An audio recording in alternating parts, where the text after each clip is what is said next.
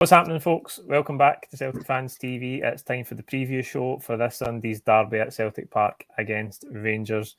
It's the third derby in the space of 4 weeks. I've got Martin here to look ahead to this one with me today.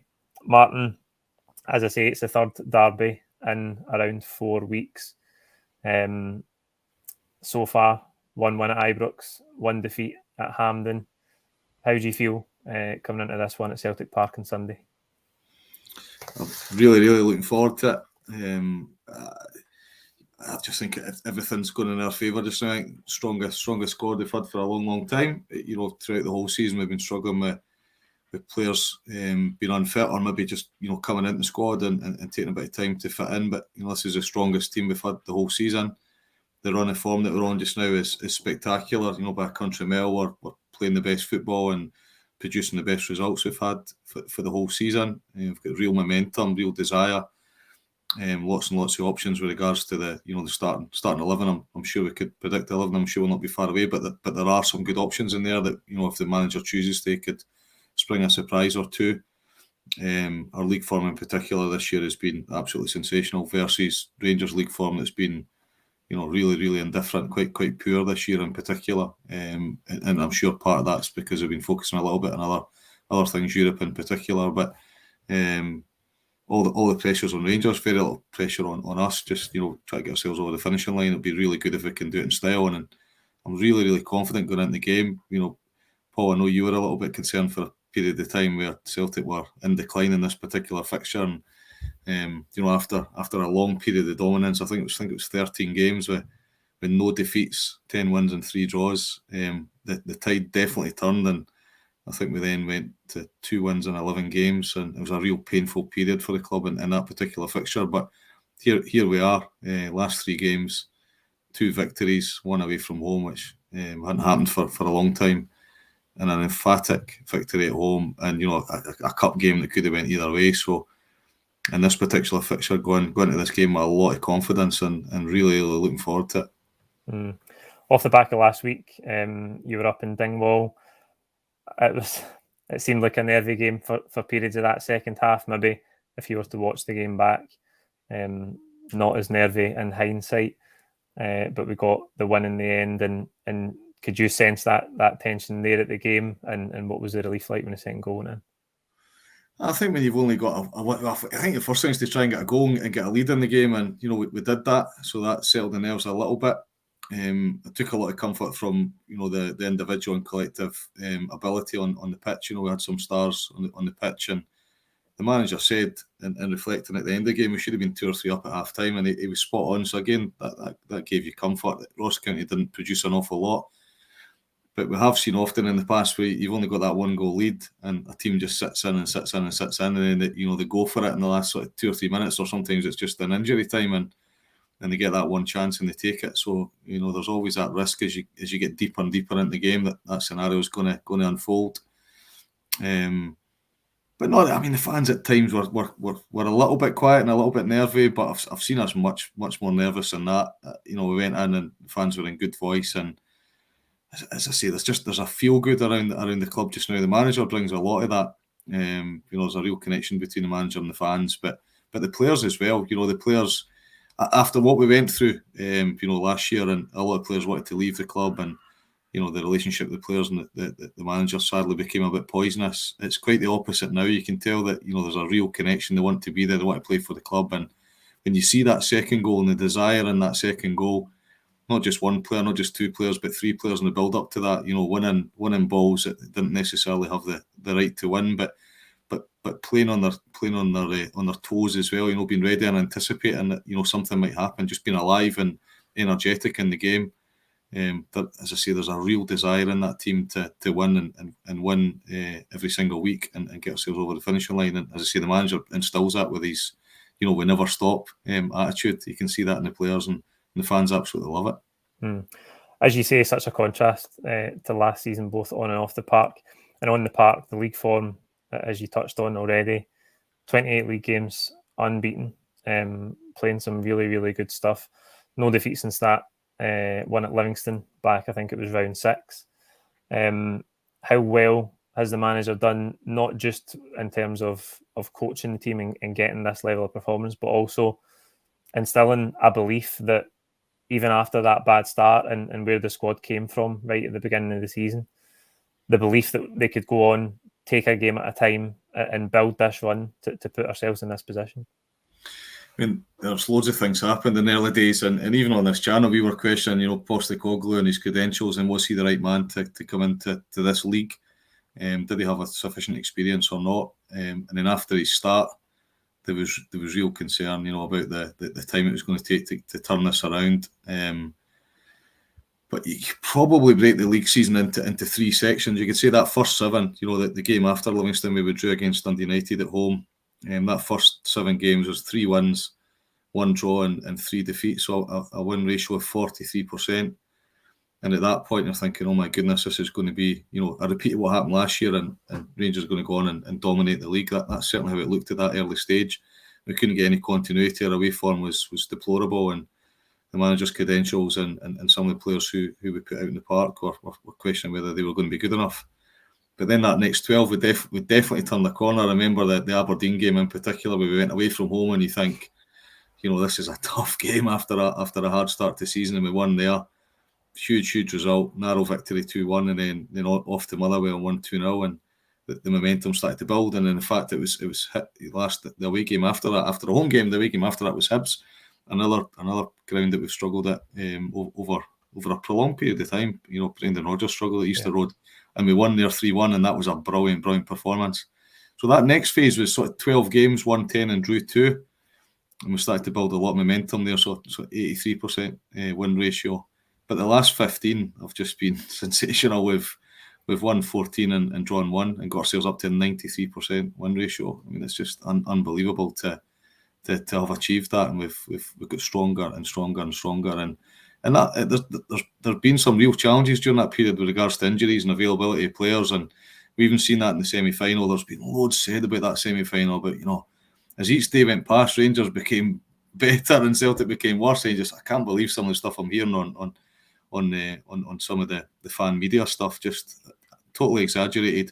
Where we really struggled in that game was having to make 6 substitutions, which we wouldn't have done through choice, and the players that we brought on were predominantly players who were coming back after a period out, and you could see that they didn't bring energy and match fitness to the game, and the game became slower and slower. But there was nothing in that game. But for by that, an almost perfect 15 out of 15 in the last 15 games, and it just feels like we've got a real belief in that squad now. And as I said earlier on, Paul, when you look at some of the players that have featured during that run, I was looking at some of the combinations.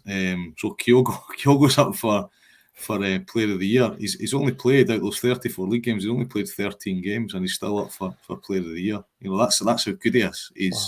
He's off the scale, and he's won 12 out of 13 games he's played in. The only defeat was that away game against Rangers, and we played well that day. We had most of the possession, and just a single goal that meant that we lost the game. One of the combinations I'm really excited about is him and Jota, and Maeda, if you want to throw them in as well, and look at some of the stats surrounding those guys. So Kyogo and Jota only played 8 league games together out that 34, and you think with those two brings, so Kyogo scored the most goals, Jota's had the most assists, and Kyogo, Jota, and Maeda is a combination of 3, which I think most fans would say that would be their preferred 3. They've only played 1 game together as a combined trio, so we've got all that to look forward to, all that to come if we can keep those players fit and playing week in week out, and they're going to be a sensation when we can get them a run of games together. So that's a bit makes me think there's much more to come from this team. And there are other players that we brought in who haven't necessarily had, featured in a lot of games. I was looking also at the number of appearances. We've only got 4 outfield players that have played more than 35 games so far this season, and we're nearly, must be around about the 50, I don't know the exact number of games, but only 4. So it's been a huge reliance on Abada. We probably overplayed him a little bit at his age and relied too heavily on him. He's featured the most, and then the captain, despite his injury, he put the face mask on and got on with it. And then Carter Vickers and Rogic, who would have anticipated that he would have been in the top 4 appearances for outfield players, but the manager's come in and taken him to the next level and showed a lot of faith in him, and I think he's that type of player that he needs to feel loved, and he's had a huge impact on the season. But we've relied heavily on those 4 players, and even those 4, ordinarily you'd have half a dozen players that have played almost every game, but we've not had that luxury this year because we've had so many injuries throughout the season. But despite that, our run of form is sensational.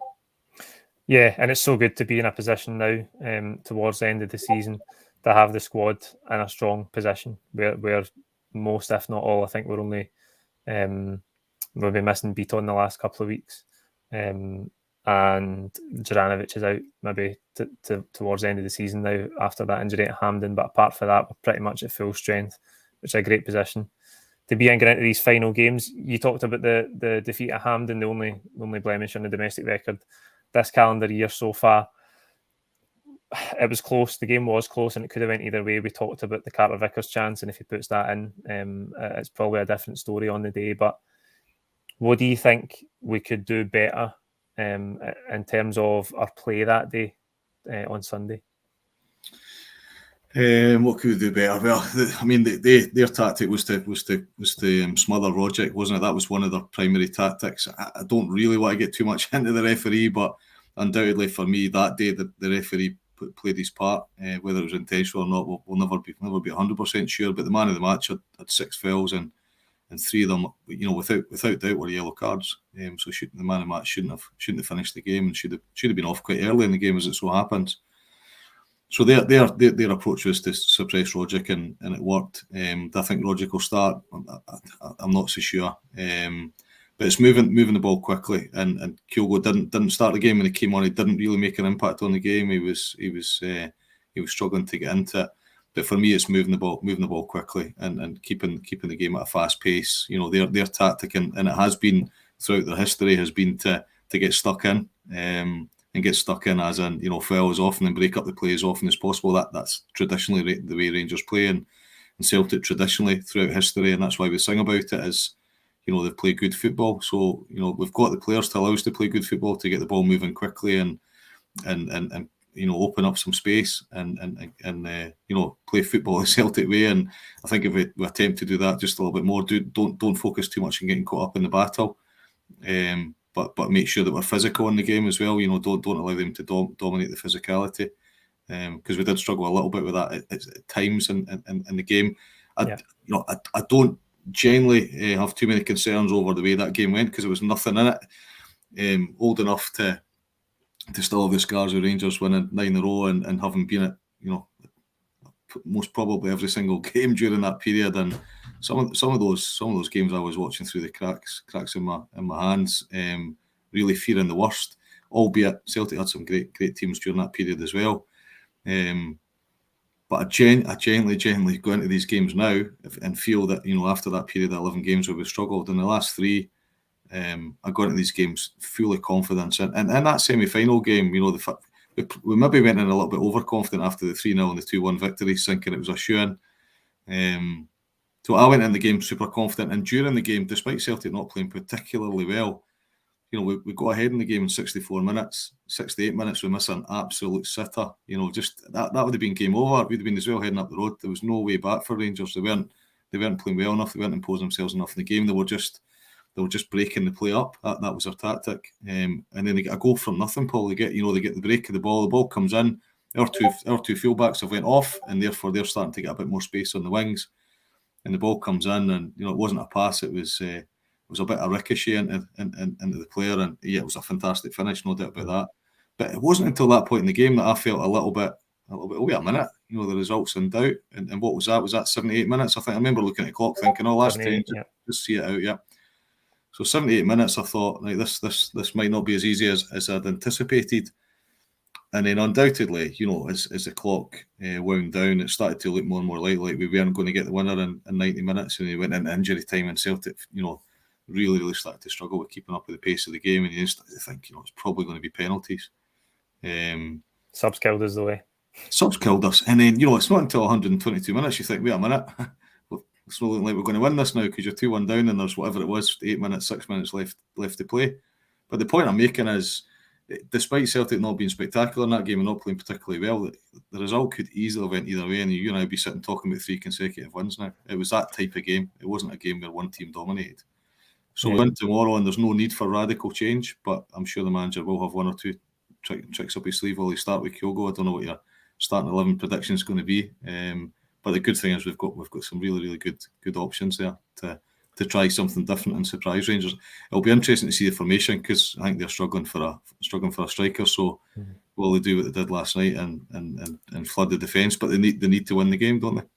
Aye, well, that's the next point I wanted to talk about, Rangers' approach to the game, because I think the last two, they've started the better. We recovered quite quickly at Ibrox and then obviously went on to win the game. And albeit there wasn't very much in the game at Hampden, but I don't think we started particularly well at all. But if you go back to that game at Celtic Park, we came out absolutely on fire, pinned them back for the word go, and we just blew them away. And I think if their squad is in a position where they don't have Roof or Morelos, maybe Sakala will start up top. It was Scott Wright yesterday, 5 at the back against Leipzig. Whether they'll do that at Celtic Park remains to be seen, but they struggled to get an out ball against Leipzig. So if that's going to be the same, they don't have that physical presence up top, they don't have a natural forward player up there, we've got to go and press them and start really fast, because the games where we've performed best this season are where we've come really out the traps, and we've had so many excellent first half performances, and none more so than that game at Celtic Park in February. So we've got to get on the front foot and start the game really well. Yeah, and I think sometimes in these games, some of your flair players don't perform. I mean, McGeady wasn't always a top performer for us, not always a top performer in these games. And it comes back to one of the points I was trying to make earlier on around, Rangers' tactic is sometimes to suppress the flair players. And for me, Jota, it's a big game for him, isn't it? Because we know what he's capable of. But, if they shut him down, they double up on him, then, it could be a quiet game for him. And the tactic was certainly to focus on Rogic because he's been the informed player, particularly against Rangers. He's played really well. But Hatate as well, at times I'm a massive fan. I just think his core ability is sensational. He's got everything in his locker. But sometimes in these games, and at Ibrox at times, I think it was the first goal at Ibrox actually, you look at Hatate and the build up to it and he didn't cover himself in glory. And I think sometimes the pace of the game, I think can be overwhelming for him. So for me, Hatate, we need him to be, really up to speed and being aware of what's going on around about him in his positional sense. He brings so much to the game. I would play him, but I just think at times, players running by him and he's kind of caught in no man's land. So I'm looking for a big performance from Hatate. But obviously we know what he did in the 3-0 game. That's what he's got as well. And then a big game from Jota. And I think if those two turn up and perform alongside Kyogo featuring at some point in the game, that there could easily be goals. It'll be interesting to see what Rangers' approaches to the game. You cannot go into a derby game, trying to give anything than 100%. If they go into that and they're not totally focused on the game, it could be another demolition derby. Be interesting to see how they set up.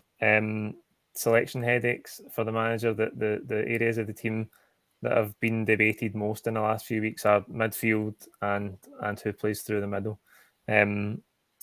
Rogic, obviously, we talked a bit about him in terms of the game at Hampden. Who do you think will start there? Do you think it is between Rogic and O'Reilly? You wouldn't see Turnbull coming in, and I fancy Hatate to start as well, as you just said there. So that other position, do you fancy O'Reilly or Rogic? Oh, brilliant question. Rogic has been voted by the players as one of the top 4 players in the country this year. I was surprised at that. I was quite surprised. A little bit, but I was talking earlier on about Celtic have had a brilliant season. Very close to a treble, and that semi-final could have gone either way. So had they got through that, we'd have to overcome Hearts in the final, and that wouldn't have been a shoe-in. But to win a treble, you have to look at who's featured the most in the team, and Rogic being in that sort of top 4 or 5 players that's played week in, week out. I have to give him a lot of credit for that. And the players one's the one that means a lot. Us as fans, we'll have a view, and the media will have a view, and often some people would suggest the media's view is sometimes slightly biased, as the fans' views are as well. But for the players to say that he's in that top 4, I think speaks volumes about what he brings to the game. And he can change a game so easily. And he's always comfortable on the ball. He's a bit like the guy who used to play down south, a bit like Berbatov, where he used to wear that t-shirt that said, "Give me the ball and calm down." Rogic's a bit like that. Just give me the ball and calm down, lads. A bit like what Nakamura used to be in the team. He'd always want the ball. Rogic's like, "Give me the ball and and we'll see what we can do with it." So I would go with Rogic.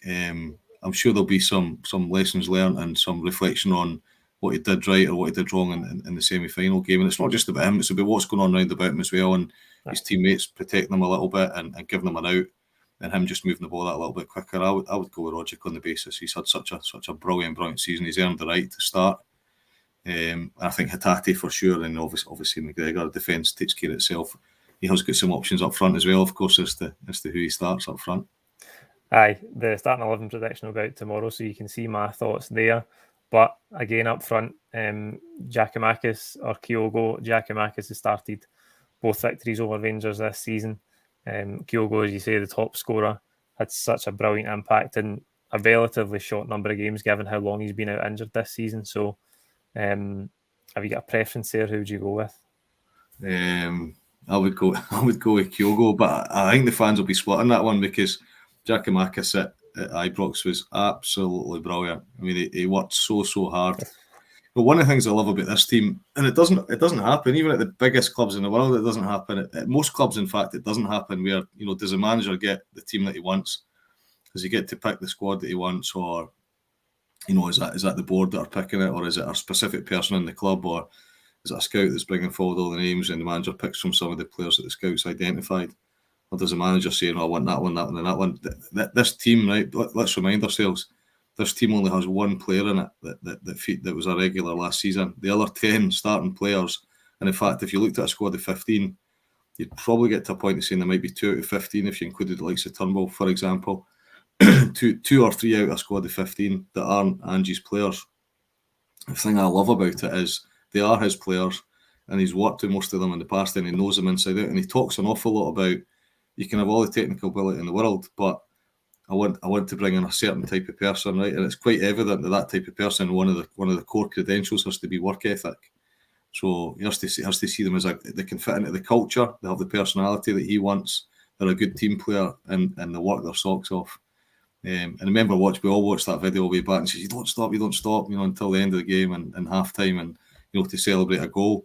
And we thought, I wonder if that will come to fruition, and it really does. And you've seen that with Maeda and Giakoumakis at Ibrox, and that's what they bring. But so does Kyogo bring that to the game as well. His work ethic is absolutely incredible. So I think the fact we're at home, all the fans behind us, and what Kyogo brings, the fans absolutely love him. I would start him.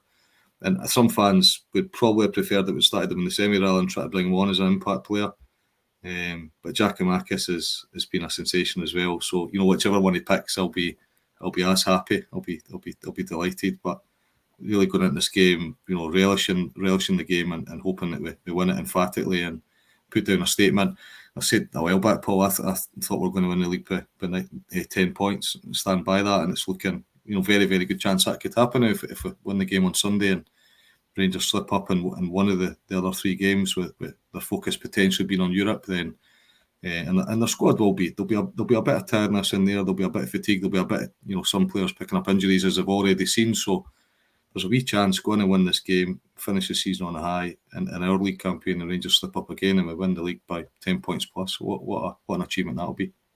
Yeah, absolutely. What a turnaround that would be from where we finished last season. The thing on Kyogo is, because game time has been so limited by injury this season, we haven't really seen him against Rangers. We did at Ibrox, and that first derby where we still had the likes of Edward and Christie playing, Kyogo played on the left-hand side, and then he comes off the bench after 4 months out in the semi-final. But we're yet to really see him at full fitness start one of these games.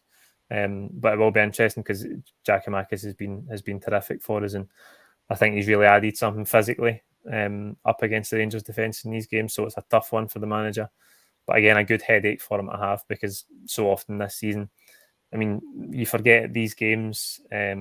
Some of the games we've went through this season where we had Joey Dawson up front, we played a badder through the middle because injuries have killed us at stages this season. So it's good to have those headaches, everyone fit and available to play. Last one before we finish up, Martin, how do you see the game playing out? As I say, I'm old enough and experienced enough with regards to going to games week in, week out to have experienced the highs and the lows. So as much as I'm biased as any fan of any club is, I'm also realistic. I'm very optimistic always. And I went to Ibrox there, a little bit apprehensive, a little bit thinking, only 700 or 800 else in the crowd, and but the fans were brilliant in the build up to the game, and for 3 or 4 minutes while Rangers were ahead, I was a wee bit oh my goodness. But once we got the equaliser, the fans were sensational, and I felt good the whole of that game. The manager made some tactical decisions to sit in and protect the lead, and just seeing the game out a real, and it was great to see a Sable to do that and do that so well. As much as Rangers huffed and puffed, they didn't create any clear-cut chances. So he's shown that that this team can do that as well. It's not just an attacking team, it's not just a flair team, it's not just a player full of pace, but a team that can defend as well and defend throughout the team. I'm very, very confident, the most confident I've been for a long time. That 3-0 surprised us quite a bit, because that was a real test. For me, that was a turning point. And the semi-final was, cup games are often like that.